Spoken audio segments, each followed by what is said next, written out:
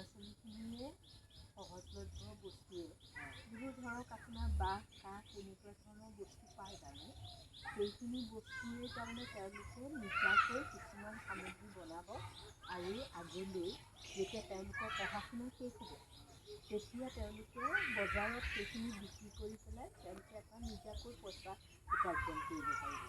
আমি সেইটোকে চিন্তা কৰি পেলাই আমাৰ বালিগাঁও মেঘেলীয়া বিদ্যালয়ৰ পৰা এটা কৰ্মশালা ঠিক কৰিছোঁ।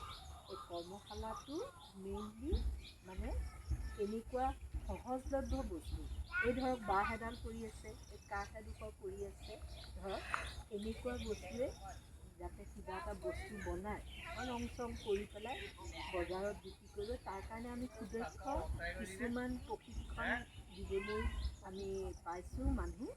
তেখেতসকলে নিজেই ইচ্ছা কৰিছে যে এনেকুৱা আমাৰ ছাত্ৰ ছাত্ৰীক যাতে এনেকৈ প্ৰশিক্ষণ দি আগলৈ সমাজত তেওঁলোকে আৰ্থিকভাৱে সুপ্ৰতিষ্ঠিত হ'ব পাৰে সেইটো কাৰণে। গতিকে আমাৰ অনামিকাই এনেকুৱা বস্তু বহুত আগৰ পৰা বনাব জানে আৰু এতিয়া আৰু তেনেকুৱা ট্ৰেইনিং পাই পেলাই আৰু বস্তু তেওঁ বনাব পাৰিব, আগলৈ তেওঁ স্বাৱলম্বী হ'ব বুলি আমি আশা কৰিছোঁ।